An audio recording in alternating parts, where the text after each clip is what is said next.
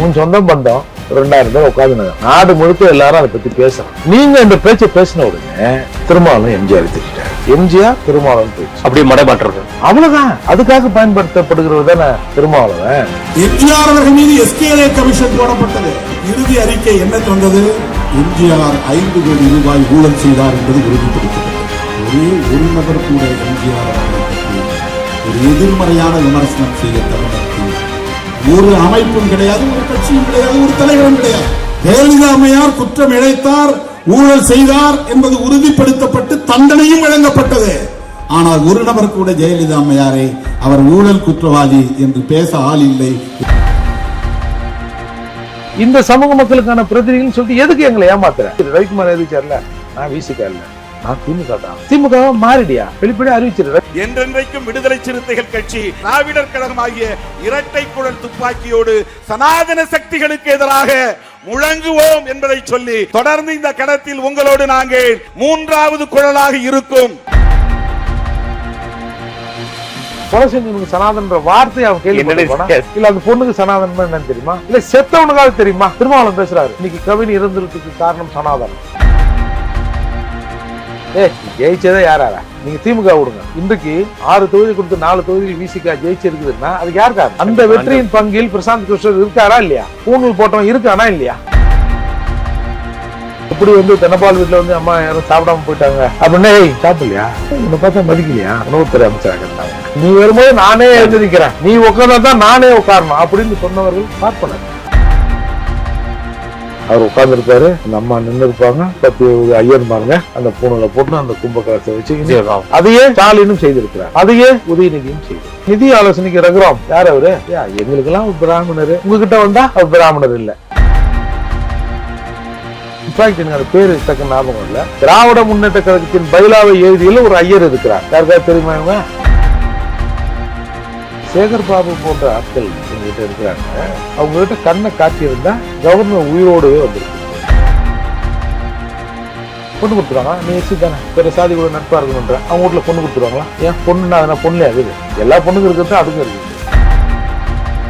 திமுக கூட்டணி என்ற பெயரில் 100 வேட்டை நாய்களை வைத்திருக்கிறது.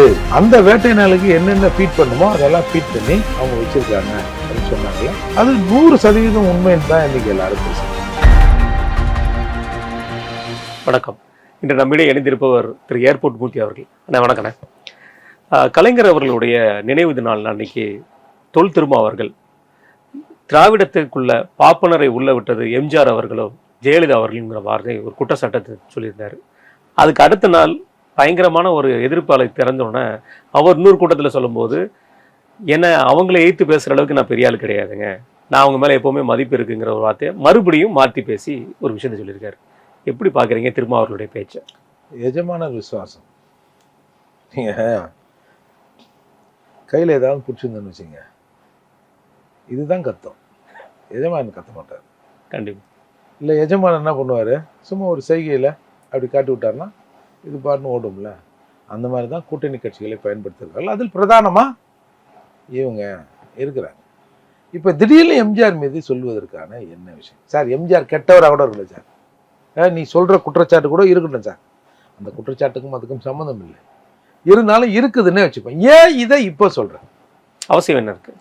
உன் சொந்தம் பந்தம் 2000 பேர் உட்காந்துனுங்க, நாடு முழுக்க எல்லாரும் அதை பற்றி பேசுகிறான், அது ஒரு சர்ச்சையான பொருளாகுது. எந்த யூடியூப் சேனல் எடுத்தாலும் சரி, மெயின் ஸ்ட்ரீம் மீடியாக்கள்லேயும் 1-2 அப்படி இப்படி வருது. ஏன்னா தலைவர்மாருங்க போகிறாங்க, ஏதாவது பேசுகிறாங்க, அது செய்தி ஆகுது. நீங்கள் இந்த பேச்சை பேசின உடனே திருமாவளவன் எம்ஜிஆரை திட்டார். அப்போது எடப்பாடியார் இது குறித்து பேச வேண்டியிருக்கு, மற்றவங்களும் இது குறித்து பேச வேண்டியிருக்கு, அதிமுக கட்சியில் உள்ளவர்கள் இது குறித்து பேச வேண்டியிருக்கு. அப்போது 1 நாள் 2 நாள் முழுக்க எம்ஜிஆர் திருமாவளவன் பேச்சு அப்படியே மடைமாற்றது. அவ்வளோதான். அதுக்காக பயன்படுத்தப்படுகிறது தானே திருமாவளவன். நீங்கள் கவர்னர் 2 வருஷத்துக்கு முன்னாடி சட்டமன்றத்தில் கவர்னர் சில வார்த்தைகளை ஜம்ப் பண்ணார் அப்படின்னு இவங்க சொன்னாங்க. பெரியார், அண்ணா, கலைஞர், அம்பேத்கர், காமராஜர் இந்த வார்த்தைகளை கவர்னர் படிக்க மறுத்தார். ஆக்சுவலாக கவர்னர் ஜம்ப் பண்ணது ஒரு பேராகிராஃப், ஒரு 10 லைன். அதில் என்ன இருக்குன்னா, இந்த மாதிரி இந்த தலைவர்கள் பேரெல்லாம் போட்டு இந்த தலைவர்கள் கொள்கையை ஏற்று பார்ப்போட்டும் திராவிட மாடல் ஆட்சி இங்கே நடைபெற்று கொண்டு இருக்கிறதுன்னு அதில் இருக்குது. அதை என்னையா இது பார்ப்போட்டும் திராவிட மாடல் ஆட்சினா என்னையா அது உலகமே போட்டுருதாயாங்கள அப்படின்னு அந்த பத்தியை வந்து ட்ராப் பண்ணிட்டார், படிக்காமல் போயிட்டாருன்னு வச்சுங்களேன். உடனே நீங்கள் பார்த்துருப்பீங்க, அந்த நீ தாண்ட மாட்டேன், போக மாட்டேன், வரமாட்டேன். அப்பையும் ஒரு வார்த்தை சொல்லப்பட்டது. சேகர் பாபு போன்ற ஆட்கள் எங்ககிட்ட இருக்கிறாங்க, அவங்ககிட்ட கண்ணை காட்டியிருந்தா கவர்னர் உயிரோடவே வந்திருக்க முடியாது, புரியுதா அப்படின்லாம் சொன்னாங்க. சட்டமன்றத்தில் வந்து கொலையே நடந்தால் கூட வந்து சபாநாயகர் தான் அது மீது நடவடிக்கை எடுக்க முடியாது. என்னடா இது, எவனே ஒருத்தர் குத்தி தான் பாருங்களேன் உள்ள, யார் தான் நடவடிக்கை எடுக்கிறான்னு பார்ப்போம் அப்படிலாம் சொன்னாங்க சார். அப்போது ஆன் ஃபாலோயிங் 11th இன்னும் டேட் நினைக்கிறேன், திருமாவளவன் அந்த வேங்கை வேலுக்காக ஒரு ஆர்ப்பாட்டத்தை ஆர்கனைஸ் பண்ணி எல்லாம் டேட்லாம் போட்டு போஸ்டர்ஸ்லாம் ஒட்டி நோட்டீஸ்லாம் கொடுத்துட்டாங்க சார். உடனே ஸ்டாலின் அவர்கள் கூப்பிட்டு சொல்கிறார், யோ இது அப்புறம் பார்த்தலாம், இந்த கவர்னர் வந்து ஒரு மாதிரி நடந்துக்கினாரு, நாங்கள் பேசினோம்னா மத்திய அரசு ஒரு மாதிரி எங்களை பார்க்கணும், நீ பேச கூட்டணி கட்சிகள்லாம் இருக்கானுவா, அது என்னன்னு பார்த்தேன், இப்போ அது என்னன்னு பார்த்து சரி பண்ணுங்க, அவங்க பார்த்துப்பாங்க அப்படின்னு இவரை அதே அந்த வேங்கை வயலுக்கான ஆர்ப்பாட்ட தேதியில் சென்னையில் கவர்னரை கண்டித்து கூட்டணி கட்சிகளை வச்சு ஆர்ப்பாட்டம் பண்ண வச்சாங்க. அப்போ இதுலேருந்து தெரியுதா, அப்போ இவரை அவர்கள் பயன்படுத்துகிறார், இவர் அவர்களுக்கு பயன்படுகிறார். அதால் இந்த நாட்டில் உள்ள இந்த சர்ச்சைகளை மடைமாற்றுவதற்கு பேசப்பட்ட வார்த்தை தான் அந்த வார்த்தை. நீங்கள் ராமசாமி நாயக்கரை பற்றி சொல்கிறாங்க, அவர் வந்து பார்ப்பன எதிர்ப்பாளர்னு. ஆனால் இறக்கின்ற வரை ராஜாஜியோடு நட்பாகிறார். ராமசாமி நாயக்கரின் அரசியல் ஆலோசகர் பூணூல் போட்ட பிராமணன் ராஜாஜி தான், அது தெலுங்கு பிராமணர். இவருக்கும் நம்ம என்னன்னு தெரியும். அப்போது வந்து ராமசாமி வந்து சாதியை ஒழிச்சார், வந்து ஈரோட்டில் ஒரு தவாலியை போட்டு அடிச்சிட்டாரு.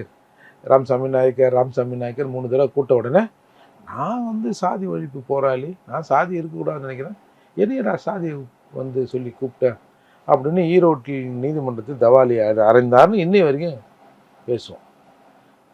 எம்சி கிளர்க்கு என்ன பேர் சொல்கிறாரோ அதை சொல்ல வேண்டியதுதான் தவாலி. ராமசாமி நாயக்கர்னா ராமசாமினா அவர் கூட முடியும், அங்கே என்ன அல்சேஷனா டாபர்மேனா, அவர் என்ன சொல்கிறாரோ அதை தான் அவர் சொல்லுவார். அப்படி இருக்கிற போது அவர் ராமசாமி நாயக்கர் சொல்வார் அழிச்சார். இது ராமசாமி நாயக்கர் 75வது பிறந்தநாள் விழாவில் நீங்கள் அந்த கேசட் இருந்தால் எடுத்து பாருங்கள். மூச்சுக்கு மூச்சு பெரிய ஒரு ராஜாஜி அவர்கள் ராமசாமி நாயக்கர்னு பேசுவார், காமராஜரும் அதுதான் பேசுவார். அப்போலாம் உனக்கு அந்த கை நீளலை. அப்போ உங்களுக்கு இன்ஃபேக்ட் வந்து ராமசாமி திருமணம் பண்ணதே இவர் தான், ராஜாஜி தான் அதுக்கு ஐடியா கொடுத்து எல்லாத்தையும் பண்ணி வச்சாரலாம் சொல்கிறாங்க. அப்போ அவ்வளவு நெருக்கம். இப்போ இப்படி சொல்கிறேண்ணே, ஒரு பையன் ஒரு பொண்ணை லவ் பண்ணுறான், ஈத்திருங்கத்துக்கு ஓடுறான்னு வச்சுங்க, ஓட்டான், போலீஸ் யாரை பிடிப்பான், அவனுக்கு எவ்வளோலாம் க்ளோஸ் சர்க்கிளில் இருக்கானோ அவனுக்கு தானே பிடிப்பான். அவனும் அங்கே தான் போவான், மாப்பிள்ள இந்த மாதிரி அந்த பொண்ணு வந்துருச்சுடா என்ன பண்ணுறது, நான் வேணான்னு சொன்ன வந்துருச்சு அது துணியோட, சரி வாடா பார்ப்போம். அப்போது அவ்வளவு நெருக்கம் இருக்கணும்ல. அப்போது உங்கள் திருமணத்தை அவர் வந்து நடத்தி வைக்கிறார், அதற்கு எல்லா ஏற்பாடையும் செய்கிறாருன்னு சொன்னால் எவ்வளவு நெருக்கமாக நீங்கள் வெளியே இருந்திருக்கணும் உள்ளுக்குள்ளே. ஆனால் நீங்கள் வெளியில் பேசும்போது என்ன சொல்கிறீங்க, பாம்பையும் பாப்பானையும் கண்டா பாம்பை விடு பாப்பானை அடி அப்படின்னு சொல்கிறீங்க. அப்போ இதுலேருந்து அந்த முரண் தெரியுதில்ல. அடுத்து அண்ணா ஆதரை அதுலேருந்து வருகிறார், ஒன்றிய குலம் ஒருவனே தேவன். என்னையா அந்த ஆள் ஏதோ சாமி இல்லை பூதம் இல்லைன்னு சொல்லியிருந்தான், நீ ஒன்றிய குலம் ஒருவனே தேவன் அப்படின்னு சொல்லிட்டியே அப்படின்னு. அப்போது யாரும் அதை பற்றி ஒன்றும் பெருசாக பேசலை. இன்ஃபேக்ட் எனக்கு அந்த பேர் டக்குன்னு ஞாபகம் வரல. திராவிட முன்னேற்ற கழகத்தின் பைலாவை எழுதியில் ஒரு ஐயர் இருக்கிறார், யாருக்காவது தெரியுமா இவங்க? அப்படி இவங்க சார் இவங்களுக்கு இப்போ கருணாநிதி நீங்களே பல காணொலிகள் பார்த்துருக்கலாம். அவர் உட்காந்துருப்பாரு, அந்த அம்மா நின்று இருப்பாங்க, ஒரு சுற்றி 10-20 ஐயர் பாருங்க அந்த பூணில் போட்டு அந்த கும்பகலத்தை வச்சு என்னென்னவோ வேத மந்திரங்கள் அது இது நம்மளால காதில் கேட்டது கூட இல்லை பண்ணுறதை பார்த்துருக்கோம். அதையே ஸ்டாலினும் செய்திருக்கிறார், அதையே உதயநிதியும் செய்திருக்கிறார். இப்போ இந்த நிதி ஆலோசனைக்கு ரகுராம் யார் அவரு?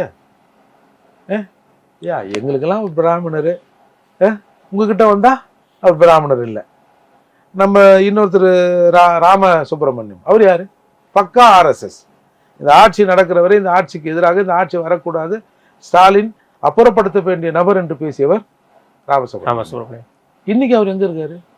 ஏன்னா அவங்க கூட இருக்காரு. அப்போ இதெல்லாம் உங்களுக்கு பார்ப்பனா தெரியல. இன்னைக்கு அரசு தலைமை வழக்கறிஞர் யார்? ராமன் அவர். ஏன் வேற யாரும் கிடைக்கலையா? இதே ராமன் வந்து லாட்டரி மார்ட்டின் முதலாக கேரளாவிலே கைது செய்யப்படுகிறார். 4000 கோடி நினைக்கிறேன், ஏதோ ஊழல்னு சொல்லிட்டு போலி லாட்டரி சீட்டில் அவர் வந்து கேஸ் போட்ட உடனே ஒரு மிகப்பெரிய வழக்கறிஞர் அங்கே போய் கேரளா ஹைகோர்ட்டில் ஆஜராகிறார். யாருன்னு பார்த்தா நம்ம சொன்ன இவர் தான். ஐயோ அந்த ஆள் பயந்துட்டான். ஐயோ என்ன எங்கள் கவர்மெண்ட்டில் வந்து இந்த மாதிரி ஊழல் நடந்திருக்குன்னு அரசாங்கம் கேஸ் போடுது, ஒரு அரசாங்கத்தின் தலைமை வழக்கறிஞர் வந்து இங்கே வாதாடுறாரு, என்ன நல்லா இருக்குதா இது அப்படின்னு கேட்ட பிறகு ஒரு மாற்று ஆளை அங்கே அனுப்பி வைத்த வரலாறும் உண்டு. அப்போல்லாம் தெரியலையா அவரு? ஏன் நீங்கள் பொண்ணு கட்டும்போது தெரியலையா? இல்லை நீங்கள் வெளிப்படையாக சொல்லுங்கள், உங்கள் ஆடிட்டர் பேரை சொல்லுங்கள், உங்கள் அக்கௌண்ட்டை சொல்லுங்கள், உங்கள் அட்வொகேட்டை சொல்லுங்கள், உங்கள் ஆலோசகரை சொல்லுங்கள். இதற்கெல்லாம் பார்ப்பவர்கள் தேவைப்படுகிறார்கள். ஏய் நீங்கள் ஜெயிச்சதே யாராரா? நீங்கள் திமுக விடுங்க. இன்றைக்கு 6 தொகுதி கொடுத்து 4 தொகுதியில் விசிகா ஜெயிச்சிருக்குதுன்னா அதுக்கு யார் காரணம்? அந்த வெற்றியின் பங்கில் பிரசாந்த் கிருஷ்ணர் இருக்காரா இல்லையா? கண்டிப்பா இருக்கிறாரு. பூணூல் போட்டவன் இருக்கானா இல்லையா? கண்டிப்பா. அப்போ உங்களுக்கு இதுக்கெல்லாம் ஒரு உறவு உங்களுக்கு தேவைப்படுது தானே. முதல்ல திமுக ஜெயிக்கும் போது ராஜாஜி அவர்களோட கூட்டணி வச்சு தானே நினைச்சு. அப்போ எப்படி? அப்போ உங்களுக்கு நீங்க சார் இவங்க இந்த பார்ப்பன பூச்சாண்டி அப்படிங்கிறது, இந்த பிராமண பூச்சாண்டிங்கிறது இங்கே திராவிடத்தை வளர்ப்பதற்காக இவர்கள் பயன்படுத்திய வார்த்தை தான் அது சார். ஒரு 3% சார். நீங்கள் சரி அவங்க கிட்ட ஆட்சி இருந்தது அது இருந்ததுன்னா கூட நம்ம மாதிரி தமிழ்நாட்டில் எந்த பிராமணன் ஆண்டிருக்கான்? சரி அப்படியே இருக்கட்டும்பா. இன்னைக்கு 75 வருஷமா திராவிட கட்சிகள் தானே. ஒரு 3% மக்களை அந்த ஆதிக்கத்தை உங்களால் கட்டுப்படுத்த முடியல, அப்படி எடுத்துக்கலாமா அதை? அப்போ இந்த பூச்சாண்டி காட்டியே இங்க உள்ளுக்குள்ள திராவிடத்தை வளர்த்து தின்று கொடுத்திருக்கிறார்கள். அதற்காக பயன்படுறது தான் அந்த பிராமண பூச்சாண்டி. அதைத்தான் இன்னைக்கு இவங்க எடுத்து ஊருக்கு இலட்சியம் பிள்ளையார் கோயில் ஆண்டி தானே. திருநெல்வேலியில் கொலை நடக்குது, அந்த கவின் படுகொலை செய்யப்படுறான். இந்த பையன் அவங்க அப்பா அம்மா இதில் 3 பேர் இன்வால்வ்லாம் சொல்கிறாங்கன்னு வச்சுங்களேன். இந்த 3 பேருக்கும் சனாதனத்துக்கு முன்ன தொடர்பு இருக்கு. கொலை செஞ்சவனுக்கு சனாதனன்ற வார்த்தை அவன் கேள்வி தெரிய இருக்கு. இல்லை அந்த பொண்ணுக்கு சனாதனம் என்னன்னு தெரியுமா? இல்லை செத்தவனுக்காவது தெரியுமா? ஐயோ நம்ம சனாதனத்தை தான் சாவறோம். ஆனால் திருமாவளவன் பேசுறாரு, இன்னைக்கு கவின் இறந்துறதுக்கு காரணம் சனாதனம். ஏய் செத்தவனுக்கே தெரியாது, அது என்ன பேசுறீங்க? அப்போ எதற்கெடுத்தாலும் ஏன்னா சார் அவனுங்களை சொன்ன கேட்டால் ஒன்றும் ஆள் இல்லைல்ல, அவனுங்களே போங்கய்யா எதனா பேசும்போது நமக்கு என்னப்பா அப்படின்னு போயிடுறாங்களே. அதுதான் சார் அவங்களோட தப்பு. அவங்க திரும்பவும் அதுக்கு ஒரு ரியாக்ஷன் பண்ணாங்கன்னு வச்சுங்களேன், இதெல்லாம் சரியா போயிடும். இப்போ திருமாவளவன் பிறந்த நாளில் ஒருத்தர் வந்து பேசுறாரு. திருமாவளவன் வந்து அகரகாரத்து அம்பேத்கர். பேசுனது யாருன்னா நம்ம மணிகண்டன், இப்போ பிஜேபியில் இருக்காரு, அவர் பட்டிமன்ற பேச்சாளர். அவர் உங்களுக்கு என்னன்னு தெரியும். பாண்டே வராரு, பிராமணர் சங்க தலைவர் வராரு. எதுக்கு கூப்பிடுற? ஏய் நல்லவனா கூட இருக்கட்டும்பா, வேற எந்த நல்லவனும் கிடைக்கல நாட்டில் சார். எங்கள் கட்சியில் சொன்னோம் ஒரு 10 நல்லவனை தேடுன்னு, அங்கங்கே தேடி கீட்டி பார்த்தோம் ஒரு 7 நல்லவன் கிடச்சிட்டான். 10 நாள் தேடணும், 8ஆவதாக ஒரு நல்லவன் கிடைக்கல.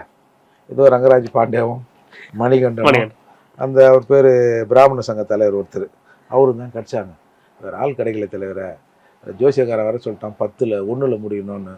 ஒரு ஆளை வச்சு வாழ்த்த முடியாது, அதால் 10 பேரை வாழ்த்ததுக்கு கூப்பிட்டாண்ட. ஒன்றும் தப்பாக நினச்சிக்காதீங்க. அவங்க இங்கே வரும்போது பூனில் கைட்டு வச்சு தான் வந்தாங்க.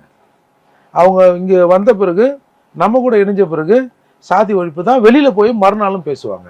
இதோட அவங்க அந்த மைண்ட் செட்டில் இந்த சாதி, டிஸ்கிரிமினேஷன், மனுஸ்மிருதி, எல்லாமே சனாதனம் அது எதுவுமே இருக்காது தலைவரை. சத்தியமாக சொல்கிறோம், எதுவுமே இருக்காது அப்படின்னு கூப்பிட்டு பேச விட்டீங்களா?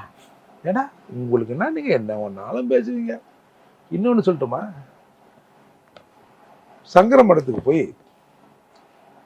பெரியவர் இருந்தார்ல, இவருக்கு முன்னாடி இருந்தவர், என்னுடைய அழைப்பின் பேரில் கிருஷ்ணசாமியும் திருமாவளவனும் என்னை பார்த்து சங்கர மடத்துக்கு வந்து என்னை பார்த்து ஆசை வாங்கி கொண்டு போனார்கள் அப்படின்னு அவர் வந்து ப்ரெஸ் மீட்டில் சொல்லிட்டார்.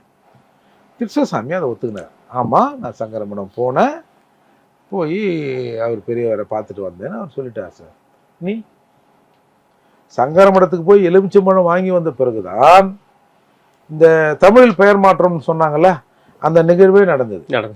இந்த தமிழில் பெயர் மாற்றுவதற்கு ஒரு சங்கராச்சாரியர் தேவைப்பட்டார்.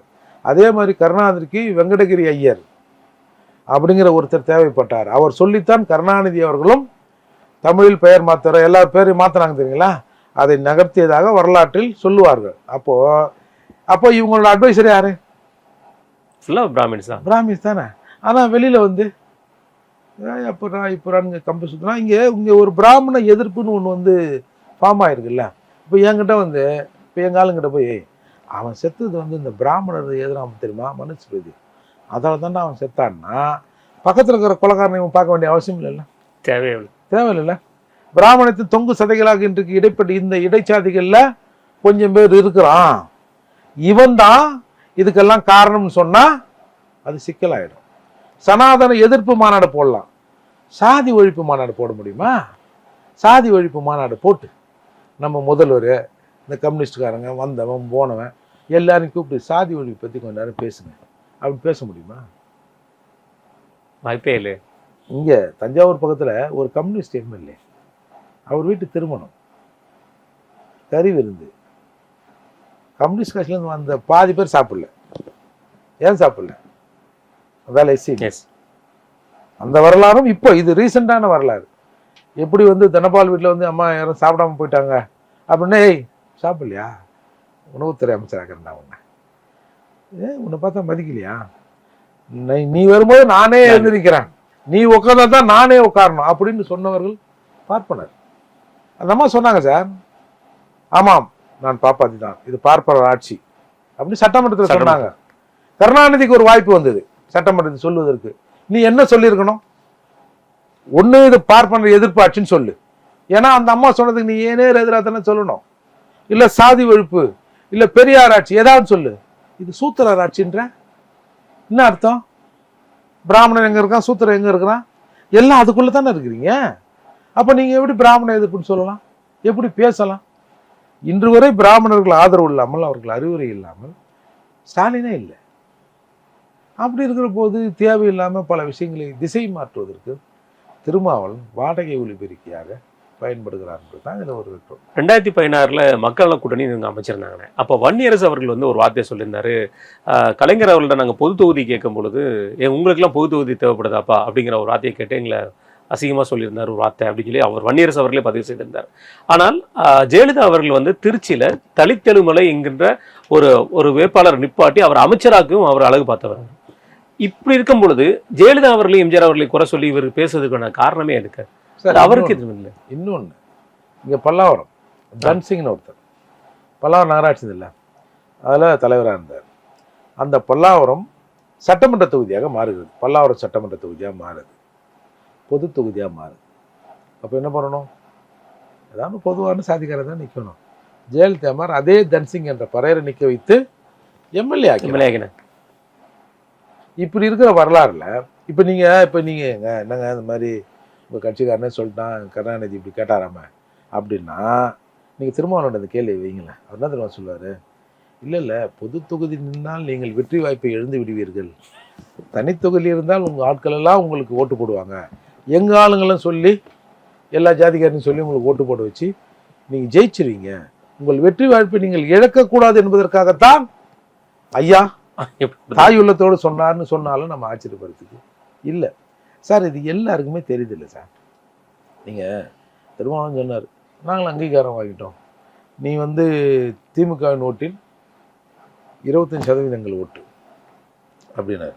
அதுக்கு திமுக ஒரு பதில் சொல்லிச்சு, அங்கீகாரன்ற உன் அங்கீகாரத்தில் 3 ஓட்டு எந்து, 1 ஓட்டு உண்டு, கால்வாசி அங்கீகாரம் தான் உண்டு, எங்களால் அங்கீகாரம் வாங்கிட்டு அங்கீகாரம் வாங்கிட்டேன்ற போய் ஊடா காலில் அப்படின்னு போய் ரவிக்குமாரை விட்டு போய் பொன்முடி வீட்டு காலில் உழ வச்சாங்கல்ல.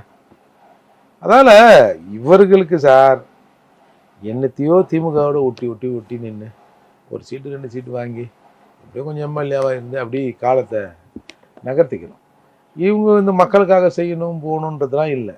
உங்களுக்கு நாங்கள் வந்து மக்களுக்காக ஏதோ சொல்கிற மாதிரி பேசுகிறோமா, ஏன் சார் நான் என்ன சொல்கிறேன், நீங்கள் ஆட்சி அதிகாரத்தில் இருக்கீங்க. இந்த கவின் கொலையில் கூட ஏதோ வந்து அவங்க வந்து அவர் சொன்னார் பாருங்க, அவர் ஒரு பல்லர் சமூகம். இப்போ நானே இந்த தேவேந்திர குல வேளாளர் சமுதாயம் சம்மந்தமாக ஏதாவது ஒரு இஷ்யூவில் பேசுகிறேன்னு வச்சுங்களேன், 4 பேர் கீழே வருவான். ஏய் நீ பறையன் தானே, நீ எதுக்கு தேவேந்திர குல வேளாளர் விஷயத்தை நீ பேசுகிற? இதெல்லாம் எங்கள் தலைவர் இருக்காங்க. நீங்கள் பல்லருக்கும் பறையருக்கும் இப்போ தான் சார் சண்டை இல்லை, பெரிய அளவில் இல்லை. ஆமாம், முன்னாடிலாம் இந்த பக்கம் நாள் அந்த பக்கம் நாள் கடுமையாக இருக்கும். சும்மா இந்த தெருவில் இருக்கிற நான் எந்த தெருவுக்கு போயிட்டாலே சண்டை வந்து எப்பரா பறை விட்டுனா பல்ல தெருவில் வருது அப்படிலாம் இருந்தது. இன்றைக்கு அது கொஞ்சம் ஓஞ்சி அப்படி மாஞ்சி, இன்றைக்கு பல்லர் சமூகத்தில் ஏதாவது ஒரு பிரச்சனை, என்ன இதை கொஞ்சம் பேசி விடுங்கண்ணா, என்னென்னா இந்த மாதிரி அட்ராசிட்டி நடக்குதுன்னெல்லாம் அந்த சமூகத்தில் இருக்கிற ஆளுமைகள் நம்ம கூட பேசுகிறாங்க, எல்லாரும் நட்பாக இருக்கிறோம். ஆனால் ஒரு காலத்தில் அப்படி தான் சார் இருந்தது. இவர் அப்போ அந்த சமூகத்திலேருந்து ஒருத்தர் சொல்கிறார், என் தலைவன் வருவான், ஏதோ இந்த வடிவேலு ஒரு படத்தில் என் தலைவன் வரட்டும், என்ன தலைவர் எனக்காவது மாட்டு உனக்கு மனிதன் சேர்ந்துட்டானா, அந்த மாதிரி என் தலைவன் வருவான், பார்லிமெண்ட்டை அலற வைப்பான்ற. அது ஒரு நம்ம எம்பி, இந்த சமூகத்தான எம்பி. ஒரு காலத்தில் டாக்டர் கிருஷ்ணசாமி மட்டும்தான் எம்எல்ஏவாக இருந்தார். அன்றைக்கு கிருஷ்ணசாமி தூக்கி விட்டது சென்னையில் இருக்கிற பறையர் சமுதாய தலைவர்கள் தான். நீங்கள் எம்எல்ஏ ஆஸ்ட்ரி போனீங்கன்னா ஒரு 7-8 பறையர் தலைவர்கள் அங்கே இருப்பாங்க. அப்போ வேற பிரதிநிதி இல்லை. சட்டமன்றத்தில் இருக்காரு, வெள்ளை இருக்கு எங்கேயா, எஸ்சி எஸ்டிக்கான வெள்ளை இருக்கு எங்க கொடு அப்படின்னு கேட்ட உடனே அது வெறும் ஃபயர் ஆகுது. அப்போ இந்த சமூகத்தின் கோரிக்கையை கேட்பதற்கு ஒருத்தர் இருக்கிறார். அவர் வந்து தேவேந்திர குல வேளாளராக இருந்தான்னா பறையராக இருந்தான்னா கேட்குறான் ஒரு ஆள் எஸ்சி அப்படின்னு நீங்கள் நின்னாங்க. அதே போல் அந்த ஆளுக்கு அந்த அவங்க அப்பா சொல்கிறாரு, கதறி அழுகுறாரு. இவர் மேடைக்கு வந்து இதை கொன்னது சனாதனம் தான், ஏற்கனவே இந்த இருக்கிற சட்டத்தை வைத்து நடவடிக்கை சிறப்பாக தான் இருக்குது. அப்போ இங்கே வந்து நாங்கள் வந்து அதை வந்து சிறப்பு சட்டம், ஏன் அதுதான் சரியாக போச்சு, ஒரு ஜுரம் சரியாக போச்சுன்ட்டேன், சரியான பிறகு எதுக்கு டேப்லெட் கொடுக்குற, வேற ஒரு டாக்டர் இட்டும் போகிற, அந்த சட்டத்தை வைத்து வந்து ஸ்டாலின் அவர்கள் சிறப்பாக செய்கிறான்னு சொல்லிட்ட பிறகு இங்கே ஒரு சிறப்பு சட்டம். அப்போது அங்கே ஒரு குத்து இங்கே ஒரு குத்து, நான் எல்லாருக்கும் பொதுவானவன் சொல்கிற நிலைமையில் அவர் இருக்கார் சார். இன்றைக்கு திருமாவளவனை பொறுத்தவரை அவர் எல்லா அரசியலும் இழந்து விட்டார். நான் வந்து இந்த பட்டியல் சமூகத்துக்காக நிற்கிறேன், நான் இன்னென்ன வாங்கி கொடுத்தேன் இந்த சமூகத்துக்கு ஏதாவது ஒன்று சொல்ல முடியுமா? அதால் சார் அவர்கிட்ட இதையும் கேட்குறாங்க, நீங்கள் வந்து சிதம்பரத்தில் வந்து 2-3 தடவை ஜெயிச்சிட்டீங்க, நீங்கள் இந்த தொகுதிக்கு என்ன செஞ்சுருக்கீங்க அப்படின்னு கேட்ட உடனே இப்போ லாஸ்ட் எலெக்ஷன் கூட அது பெரிய பிரச்சனை ஆயிடுச்சு. டக்குன்னு யோசித்தாங்க பாரு, இது எப்படி தான் அப்படி யோசிக்கிறான்னு தெரியல. டக்குன்னு ஒரு 2 காலையும் அப்படி வச்சு எடுத்து போட்டு, வா உங்களுக்காக உழைத்து இந்த கால் வீங்கி இருக்குது, சரி இப்போ என்ன பண்ணலாம், அதுக்கு கால் வீங்காதவன எம்எல்ஏ எம்பி ஆகிடலாமா? சுகரில் கூட கால் வீங்கணும் சார், அதுக்கு உப்பு சால்ட் சார். பொதுவாகவே அவருக்கு 60 வயசு ஆகி போச்சு. 50 வயசானால பெரும்பாலும் எவன் சார் இயற்கை மரணம் அடைகிறான்? நீங்கள் இயற்கை மரணம்னா கூட அது கார்டு அரசுன்னு தான் சர்டிஃபிகேட் கொடுப்போம். பெரும்பாலானவர்கள் ஏதாவது ஒரு நோய் ஏற்பட்டு ஒரு நலிவுட்டு தான் சாப்பிட்றாங்க. ஒரு சிலர் தான் வந்து எப்பா நல்லா சாப்பிட்டுருந்தாரு, போனார், படுத்த செத்துட்டாரு அப்படின்னு தானே சொல்கிறாங்க. தவிர எல்லாருக்கும் ஏதாவது ஒரு டிஃபெக்ட் இருக்கும். ஒரு எம்எல்ஏ கிட்ட போய் கேட்டையோ, என்ன அவன் தொகுதி செஞ்சேன் வேற, எனக்கு கால் வாங்கியிருக்குது, எனக்கு அது வீங்கியிருக்கு, எனக்கு இது வீங்கியிருக்குங்கன்னா அதுக்கு அது மக்கள் ரியாக்ஷன் எப்படி இருக்கும்? அப்போது அவர்கிட்ட கேட்குறாங்க, நீங்கள் இது வரைக்கும் என்ன செஞ்சீங்க? சட்டம் இயற்றக்கூடிய இடங்கள் தானே சட்டமன்றம், பாராளுமன்றம். உடனே அவர் சொல்கிறாரு, இந்த மக்களுக்கு எதிரான சட்டங்கள் நிறைவேறாதபடி இந்த மக்களுக்கு ஒரு விழிப்புணர்வை ஏற்படுத்துகிறேன் சார். விழிப்புணர்வை ஏற்படுத்துக்கு ஒரு பஜனை கோஷ்டி போதும், இல்லை ஒரு தொண்டு நிறுவனம் போதும். நாடாளுமன்ற உறுப்பினர் இருக்கு, எதுக்கு அதுக்கு வேற வேணா ஒருத்தன் கேட்கறவன போய் விடலாமேங்க? அப்போ புரியுதா? ஒரு எம்பி தன்னுடைய கடமையை கூட செய்யாமல் நீ என்ன செஞ்சனா, நான் மக்களுக்கு விழிப்புணர்வு ஏற்படுத்தேன். அப்போ இதுக்கு முன்னாடி இருந்தவன்லாம் சார் ஐயா இளைய பெருமாள் இருந்தார், இளைய பெருமாள் சொன்னா அடிச்சிருவான். ஐயான்னு சொல்லணும், இல்லை எல்இபின்னு சொல்லணும். சண்டேல டிராக்டர்ல தண்ணி ஏற்றி போவாங்களாம் காலனிக்குள்ள, போய் எதிரில் பசங்க வரும்ல, டக்கு டக்குன்னு பிடிச்சி முடிய வெட்டுறது, குளிப்பாட்டுறது, போடு சார். இதெல்லாம் எவ்வளோ பெரிய வேலை. இன்றைய வரை காட்டுமன்னார்குடி தொகுதியில் அந்த சுற்று வட்டார பகுதியில் பறை அடிக்க முடியாது. பெரிய நாங்கள் பறைய கீழ்ச்சினால அதை முதலாக பெரிய போராட்டத்தை நடத்தி ஒரு துப்பாக்கி சூடு வாங்கி ரெட்டியூர் பாண்டிய நினைவு நாள் வரப்போகுது இன்னும் 2 நாளில். ஒருத்தன் இறந்து அந்த சுற்று வட்டார பகுதியில் வந்து செத்த மாடு எடுக்க மாட்டோம், பறைய அடிக்க மாட்டோம் அப்படின்னு இன்றைய வரை நடைமுறைப்படுத்தி கொண்டு வர ஐயா இளைய பெருமாள். இன்னைக்கு இந்த சப்ளானு இந்த எஸ்சி அட்ராசிட்டிலாம் யாரால வந்தது? இந்திரா காந்தி அம்மையார் காலத்தில் போடப்பட்ட தீண்டாமை ஒழிப்பு கமிட்டியின் தலைவராக இருந்து நாடு முழுக்க இந்தியா முழுக்க 4 ஆண்டுகள் ஆய்வு செய்து 25 பரிந்துரைகளை கொடுத்தார். இந்த 2ஐயும் உங்களால் தாழ முடியல. 2 தான் இம்ப்ளிமெண்ட் ஆகிருக்கு, அது கூட முழுசாக ஆகலை. அதையே உங்களால் தாழ முடியல. ஒரு இன்பேலன்ஸ் இருக்கக்கூடாதுன்னு சப்ளான்னு கொண்டு வராரு சார். 4 ஆண்டுகளில் 7,850 கோடியை திமுக அரசு திருப்பி அனுப்பிச்சிருக்கு. இவங்க கேட்டால் நாங்கள் பெரிய எம்பி, நாங்கள் அப்படி இப்படி, எங்களை பார்த்தா மோடியே நடுங்குவார். முதல்ல மோடி நடுங்கிறது இருக்கட்டும், நம்ம ஊரில் சிஎம் நடுங்கணும்ல. நடுங்க வேணாம் சார். இவெல்லாம் செலவு பண்ணலாம், இவெல்லாம் கேட்டுருவாயா அப்படின்னு எண்ணம் அவருக்கு இல்லை.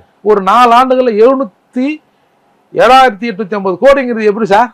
10,000 பிச்சை எடுத்துனுங்கிறான். ஏய் சம்பளத்தை குறைக்காதன்னு என் ஜனம் 7,850 கோடி திருப்பி அனுப்புகிறேன். ஒரு 120 கோடி ரூபாய் வந்து எஸ்சி ஆதிராவிடர் வெல்ஃபேர் பள்ளிகளை வந்து சீரமைப்பு பணத்தை ஒதுக்கிட்டு 2 கோடியை செலவு பண்ணிட்டு 118 கோடியை திமுக அரசு திருப்பி அனுப்புது.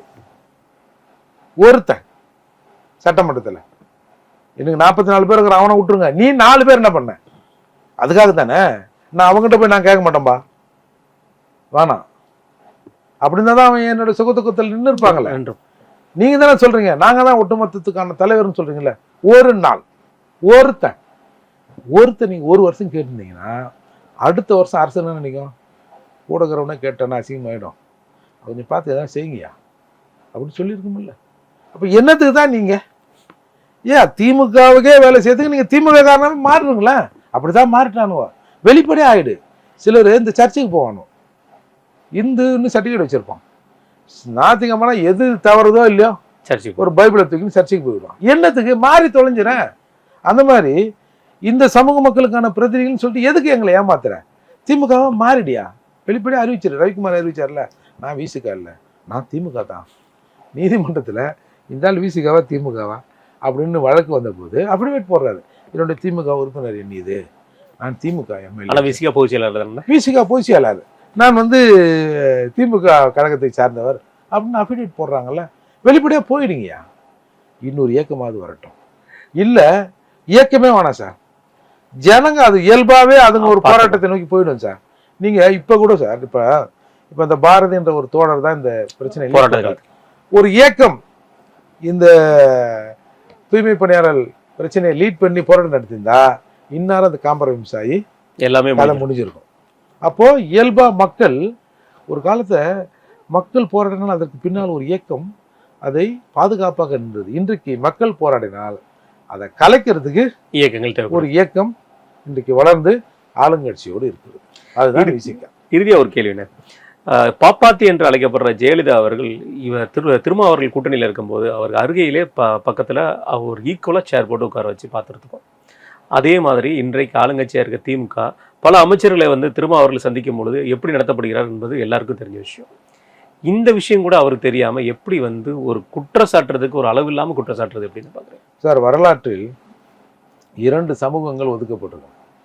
முதல்ல பிராமணர் அல்லாதோர் சங்கம்னு ஆரம்பித்தோம், அது அப்படியே வளர்ந்து நாங்கள் இல்லாத சங்கமாக மாறிச்சு. இன்றைக்கி அதில் ஒரு பெரிய மாற்றம் வந்திருக்கு, நாம் அதை வரவேற்கிறோம். பட்டியல் சமூக மக்களுக்கு எதிராக கூட இவங்க இருப்பாங்கன்னு சொன்ன அவங்க கூட இன்றைக்கி வந்து ஒரு பட்டியல் சமூகத்திலேருந்து ஒருத்தரை நாங்கள் முதல்வராக்குகிறோம் அப்படின்னு வெளிப்படையாக வந்துட்டாங்க. அப்போது வரலாற்று நடிகளும் 2 பேர் ஒதுக்கப்பட்டிருக்காங்க சார். நீங்கள் இப்போ நம்ம தமிழ்ச்சாதிகள் சொல்கிறோம்ல, ஒருத்தருக்கு பல வேறுபாடுகள் இருக்கும். ஆனால் எஸ்சிக்கு எதிரானா ஒரு ஜாதியிலேருந்து 4 பேர் வந்துடும். விடக்கூடாதுடா அவங்கள, ஊர் திருவிழாவில் கலந்துக்கிற அளவு எனக்கு திமிராகி போச்சா அப்படின்னு ஒருத்தர் ஆரம்பித்தான். ஆமாம் இவங்கெல்லாம் விடக்கூடாது. இன்றைக்கி வந்து ஊர் திருவிழாவில் வந்து கலந்து போவான், நாளைக்கு வந்து பரிவட்டம் எங்களுக்கும் கட்டுவான், மண்டகப்பட்டி எங்களுக்கும் குடும்பம், அதெல்லாம் அலோவ் பண்ண முடியாதுன்னு எல்லாரும் சேர்ந்துருவாங்க சார். அந்த மாதிரி வரலாற்றில் 2 சமூகங்கள் ஒதுக்கப்படணும். ஒன்று பிராமணர்கள், இன்னொன்று பறையர்கள். காலத்தின் கட்டாயம் இந்த இருவரும் இணைந்தாகும். இப்போ நேரடியாக சொல்லுவோம் சார், எங்களுக்கு யார் சார் எதிரி? பிராமணரா? எங்கேயோ மந்திரம் ஓதினு எங்கேயோ கொடுக்குறான். இவனே இவனுக்கு எடுத்துருவானே கருவறைக்குள்ளே போக முடியுமா? பாப்பானே போக முடியாதுடா, பிராமணர்களே போக முடியாது. அங்கே மணி ஆர்டர் மட்டும்தான் உள்ளே இருக்க முடியும். நான் வந்து பெரிய ஐஏஎஸ், நானும் உன் சமூகம் தான். பாரு முன்ன மாதிரி நானும் பூணு போட்டிருக்கேன். சமயபுரத்துல போக முடியாதுண்ணே, ஸ்ரீரங்கத்துல வேற சமயபுரத்துல வேற, எல்லாத்துலயுமே போய் கருவறைக்குள்ள நின்றுவியா? அவனுக்கு ஒரு லெவலு, அவ்வளவுதானே. அது ஒரு ஒழுங்கு, அவ்வளவுதான். ஏன் அங்க போய் கும்பிட்டாதான் சாமியா, இங்க கும்பிட்டா அதுக்கு ஒண்ணும் இல்லையா? அப்போ எடுத்த உடனே இவனுங்க எப்பா வந்து பிற சாதி கூட கொஞ்சம் நட்பா இருக்கணும்பா, நம்ம சாதி உணர்வு கொள்ளலாம், பறையர் சாதி பட்டும் பிற சாதி நட்பும்னா உடனே இவனுங்க ஏன் பொண்ணு கொடுத்துருவாங்களா? இவனுங்க கேட்கறது பொண்ணு கொடுத்துருவாங்களா? நீ எஸ்சி தானே, நீ பிற சாதி கூட நட்பா இருக்கணுன்ற, அவங்க வீட்டில் பொண்ணு கொடுத்துருவாங்களா? ஏன் பொண்ணுன்னா அதனால் பொண்ணுலே ஆகுது, எல்லா பொண்ணுக்கும் இருக்கிறது தான் அதுக்கும் இருக்குது. உடனே பொண்ணு கொடுத்துருவானா? நான் என்ன சொல்கிறேன், நீ பறையர், நீ ஒரு பெரிய நல்ல நிலைமையில் இருக்கிற, நீ கீழே இருக்கிற ஒரு பறையர் பொண்ணு கொடுத்துருவியா? சொல்லுவோம், கொடுப்போமா சார்? அதை மீறி காதல் வருது போகுது, அது வேற என்னமோ கர்மம், அது எங்கேயோ போகுதுங்க, சிலது வாழுது சிலது சாவுது, சொன்னாலும் கேட்க மாட்டேதுங்க, அதை விடுங்க.